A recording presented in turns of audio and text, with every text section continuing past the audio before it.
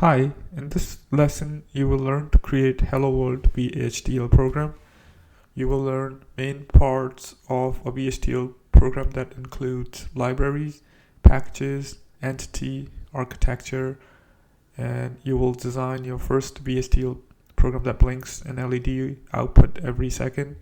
You'll learn to create test benches to verify that program, and you'll be using model sim and lattice diamond project throughout this exercise. An example of library declaration. So the syntax for that is each VHDL program requires, depending on what types of variable you're using within the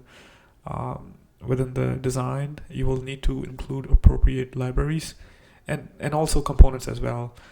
So the syntax is as written here. You type library keyword and then type the name of the library afterwards, and then to use that library you would simply take the same name, and with the dot notation you will include the package name and the parts of the package. So in this case will be for example, if you want to make use of standard logic data type, and then we'll need to include IEEE library, and from IEEE library from the package standard logic 1164 will include all parts of that package. That will allow us to use STD logic within our VHDL programs. This is just an example how it will look like in our programs. So next thing is entity. Entity is where you define the name of the component and all of the IOs that are going in and out from that VHDL file or the design itself, right?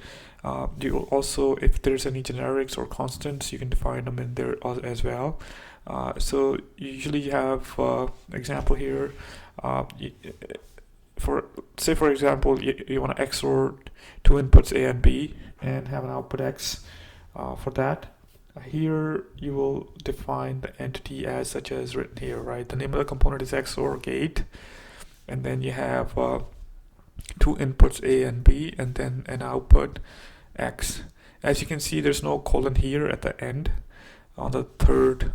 So usually you'll get a warning if there's a colon over there, semicolon over there. That is entity. And then after entity, the last thing is the architecture.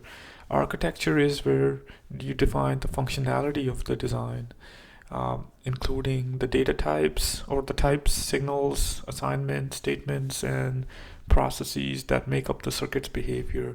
In the case of XOR gate, simply you would just XOR the two inputs and set that X output to be the XOR of A and B inputs. It's just simplest as it can get. But our problem for our Hello World design is that we wanna blink an LED output, right? Say this is your x-axis T. So you have 1 second, say for example, and then 2 second and 3 second and onwards. What we want to do is we want to say my LED out is, we want to keep it off for the first second and then turn it on for the next second. So this here will be on, right? Off. And simply every second we want to just toggle it, right? Keep it off afterwards and then turn it on, and so on and so forth. Every second we just toggle it, right? That's what we want to do. But so what we have is we have an input to this chip, Hello World chip. I'm just going to call it Hello World chip, right? Chip. It could be FPGA or CPLD or whatever, right? CPLD. In our case, it's going to be a FPGA.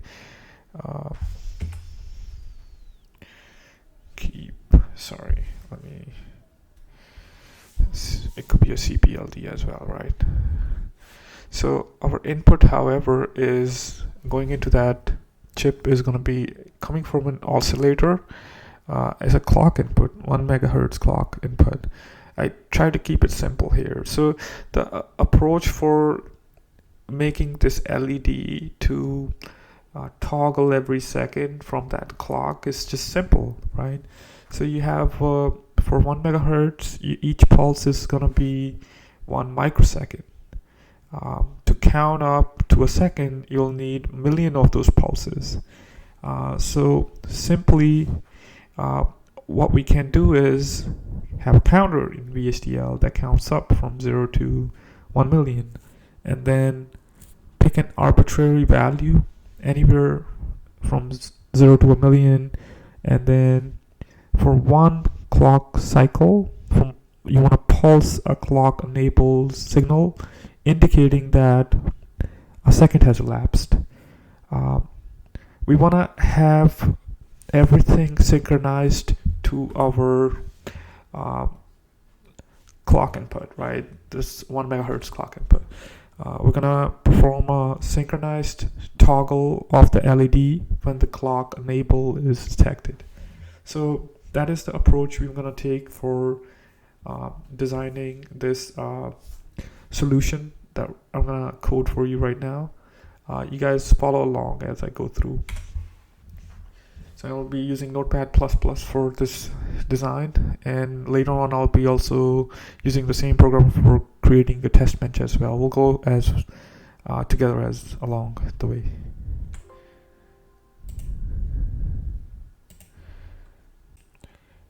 Alright guys, so I just opened up Notepad++ and I created a file called helloworld.vst.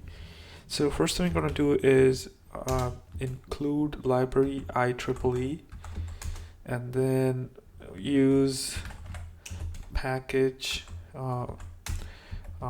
from standard logic 1164.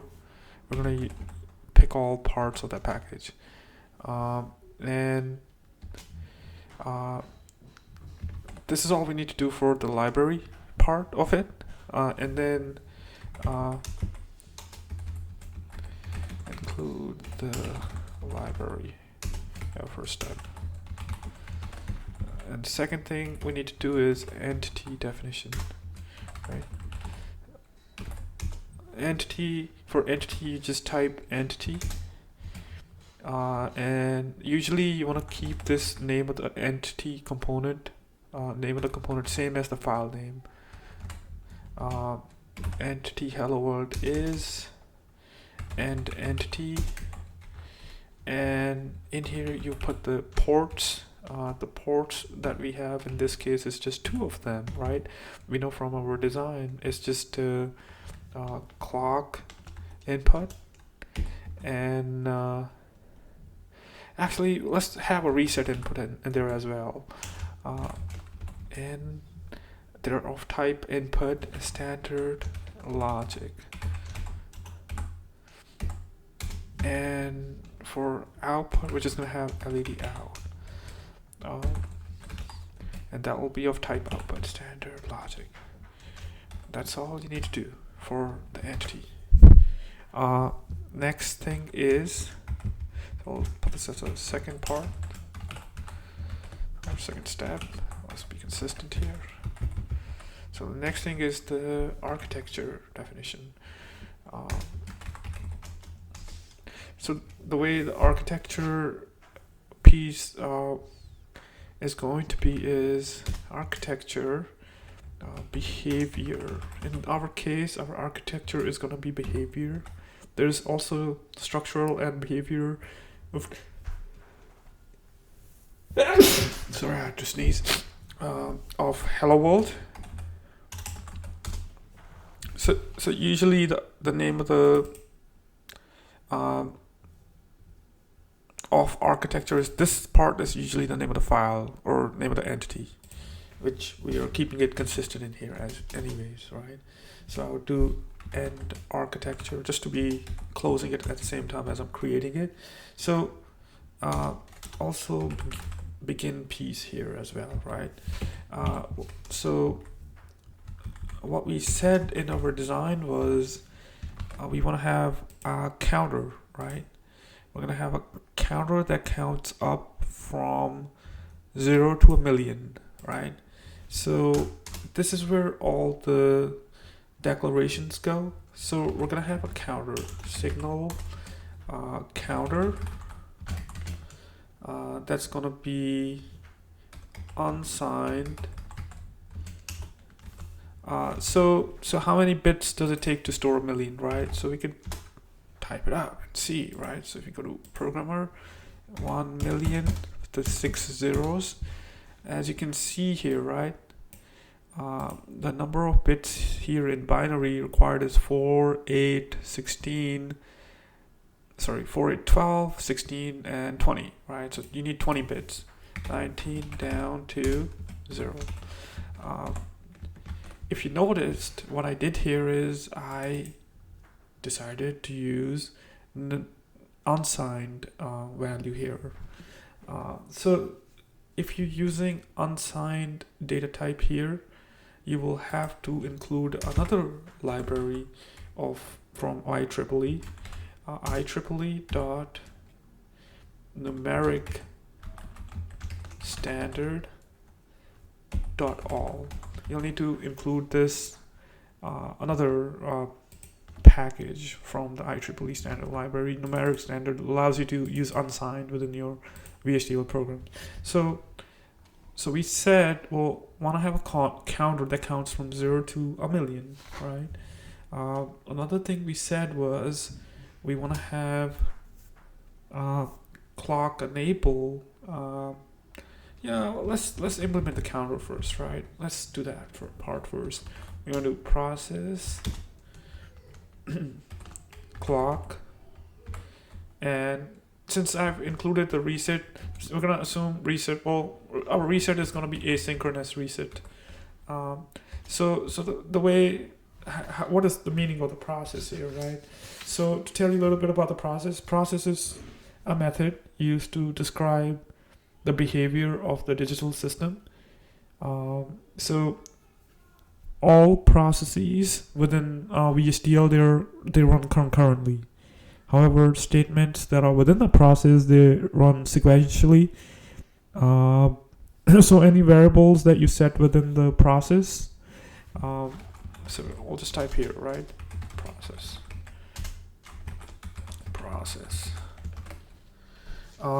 So anything that types in here, it's gonna be sequentially executed. However, anywhere you set a variable here, it will only take effect when after the last statement is executed. We're gonna go ahead and implement our counter that counts from 0 to 1,000,000. And the way we're gonna do that is we're just gonna type if. First thing we check to see if the reset input is 1, right? If that's true, then our counter, we want to set it equal to 0. The way you do that in VHDL is, this is the syntax. So what that does is sets all the bits of the counter equal to 0. Else if rising edge. So on the rising edge of the clock, on each rising edge, what you want to do is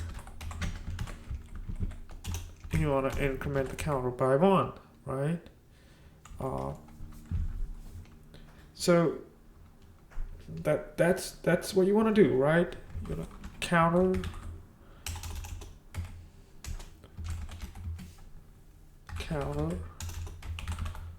plus 1. However, right, we also said that once we reach to 1,000,000, we're gonna reset it back to 0. So in other words,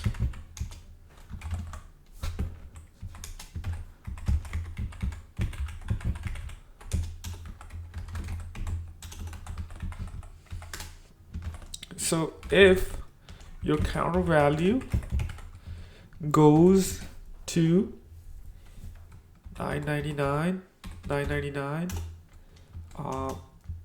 Then the reason why I picked 999 here is to because you're going from 0 to count up to a million. It's on, if you're taking account of the 0 index, then 999 is the last pulse that would get you up to 1 exact second.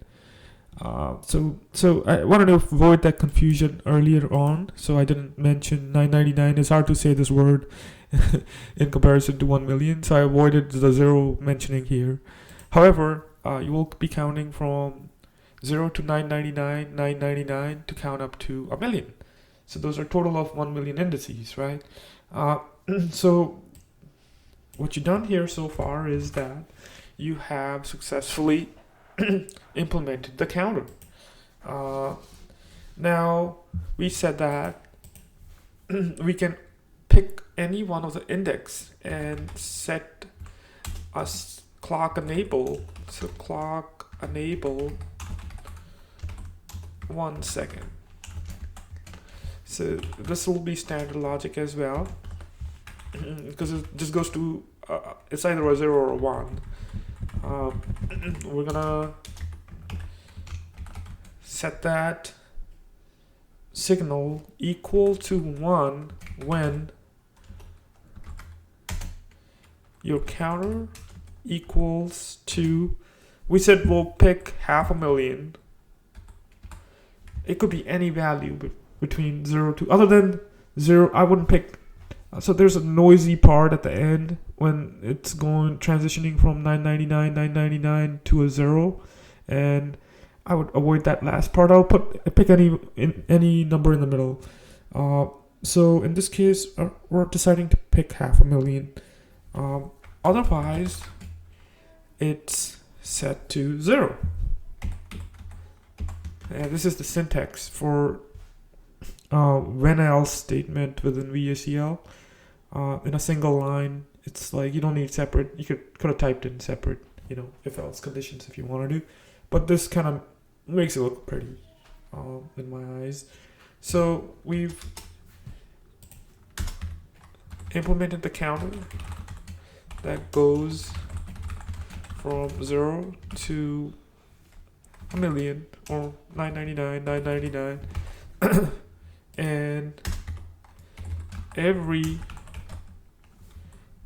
500th or 500,000th pulse, you'll have pulse enable, clock enable counter, clock enable 1 second will be high, clock enable 1 second will be setting for one cycle, only one cycle, right? So next thing is we want to toggle the LED now, right? So we kind of figured out, hey, this signal will turn on once, right? It goes from 0 to 1. A rising edge will occur every 1 second. Now we want to use that rising edge to set our output. Our output is LED out here, right? So this LED out has to be setting to something here, right? But we have not figured that out yet. So what we want to do is have an internal signal within the VHDL program called LED status, and this is the one that we're going to manipulate. So we can't directly you don't want to drive the output directly within the process. I'd rather do it outside. You could manipulate on internal signals and then set that internal signal right here. So we kind of need to figure this out, right? LED status, setting it off every, clearing it every other cycle, toggling it every other cycle, right? So standard logic, that's that, right? Here what we want to do is, so we said we want to keep everything synchronized to our main, megahertz clock, right?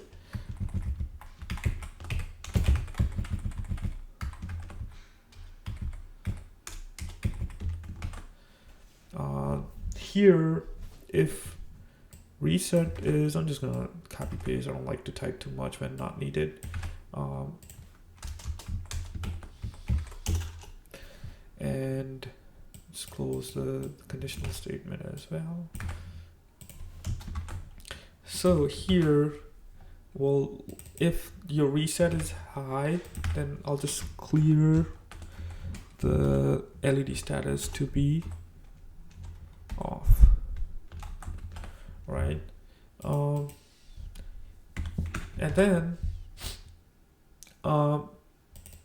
so if, right, at this point, right, we know if our clock enable is equal to a 1, sorry, then,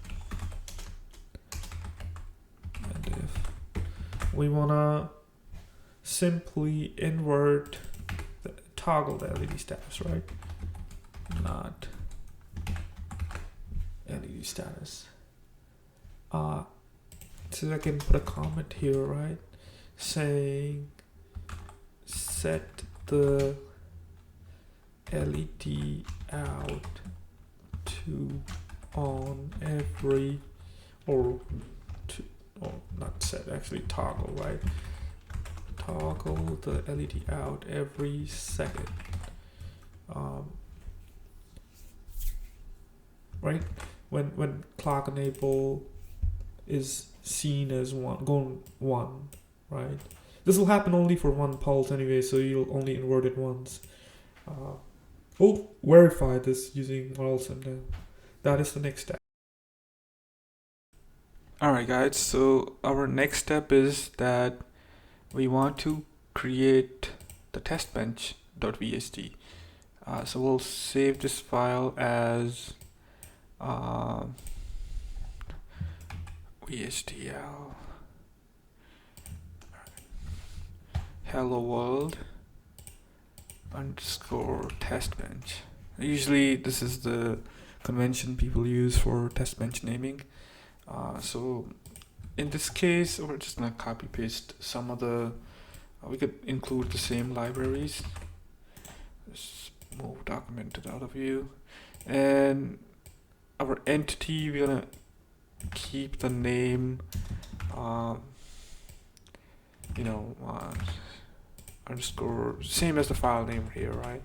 So, but we're not gonna type any ports inside of it. It's just gonna leave it empty. We don't need to have any IO ports in there. You can leave it empty if you like to, right? So the next step is behavior. Here you want to change the name to be the file, same as the file name for hello world, and begin, right? So any signals that are required here will go here. So what we want to do is we're gonna be basically using the component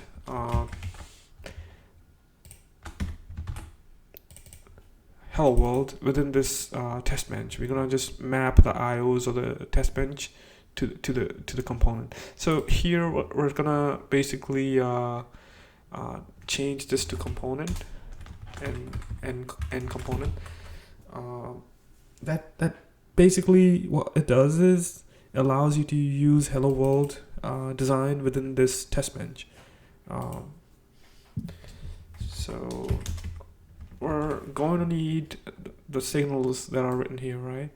Clock, reset, and signal.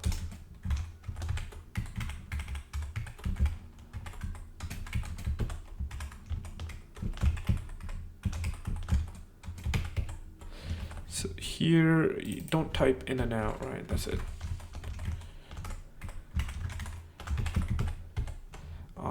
Last thing that's remaining here is Actually, let's give since this is a test bench, this is not gonna be synthesizable. We're gonna only use it in model simulation, right? Modeling and simulation.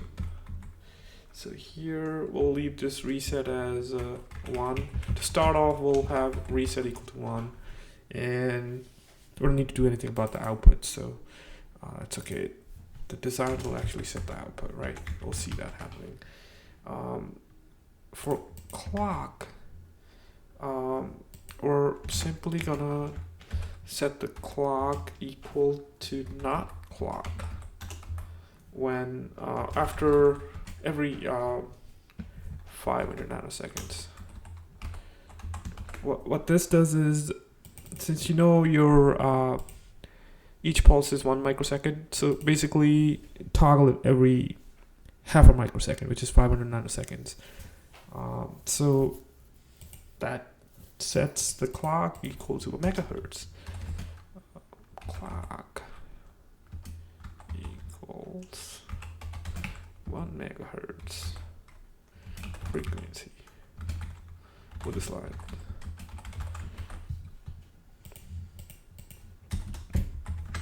So next is you want to do port mapping, right? So UT, unit under test, is going to be hello world, and port map. You're gonna do port mapping now. Usually what I do is just copy out this part.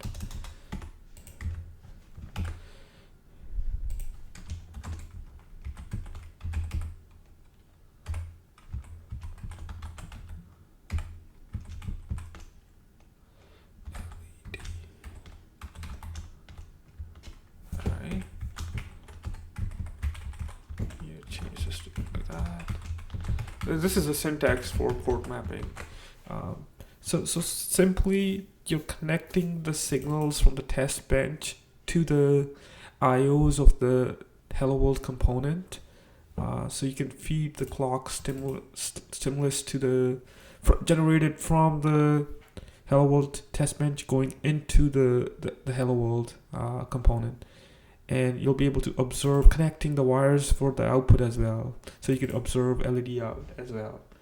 Last thing that's remaining here is the reset input of the Hello World program, right? So we're gonna just do TB process begin process.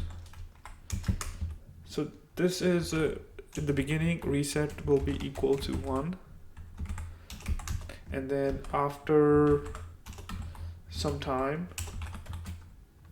let's say after 1 microsecond, right?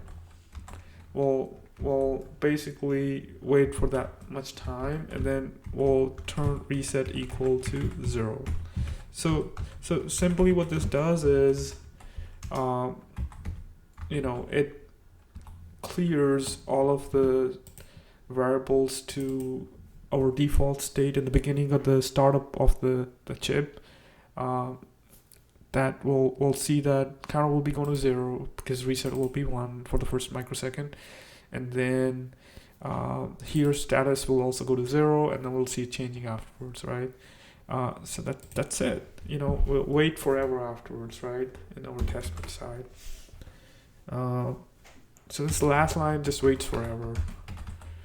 It's required in order for you to continuously running your test bench. All right. So next step is we have hello world .vhdl the test bench to verify that design. At this point, we wanna see if our design compiles in Model Sim. So you open up Model Sim, and then you click Create New Project, and you browse a directory on your computer. So I'm gonna do Documents. Let's do Model Sim and Hello World. I'll just select this folder, Hello World, call it, and I will copy library mapping is okay. So here you want to add existing files. In my computer, I have my files in Git repositories. Here, hello world.vsd and hello world underscore tb.vsd. I'm gonna try to compile my hello world.vsd now. It's successfully compiled. No changes were made after we made the file using Notepad++. Let me see if this compiles. Oh, this failed. Expecting a semicolon in line 21. So we're missing a semicolon right here. Let's see if that does it. Alright, that passes as well. So at this point, normally what I do is once I've compiled the file, I just run the vsim command, vsim hello world underscore tb. As soon as I type this, ModelSim does its magic and opens up this new window where I see waveforms and objects. And once it's successfully loaded, I select all of the IOs that I want to look of the from the hello world TB. So as you can see, default value we gave to reset was 1. Clock was initially 0. LED out is still unknown. So we're gonna run this simulation for say 5, maybe 1 second, right? Let's see what that does. Alright, that did something to it. Alright, so if you look to see after 500 millisecond, the state of the output change, right? Let's make sure our clock is what we think it is, right?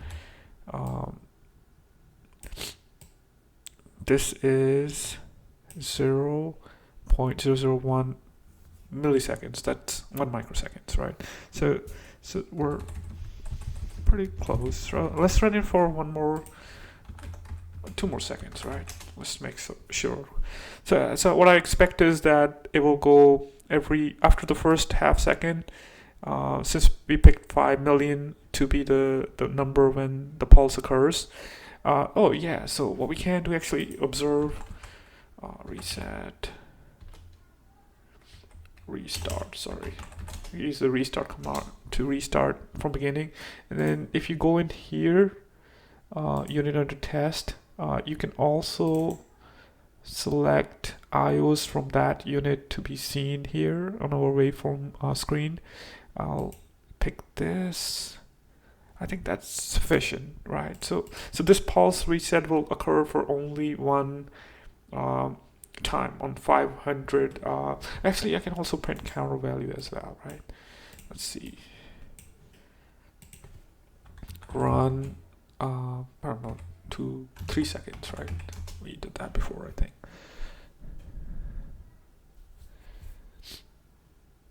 So if you look to see here, right, your clock enable 1 second is pulsing here, very small pulses here, right? It should be only 1 clock cycle, right? Here.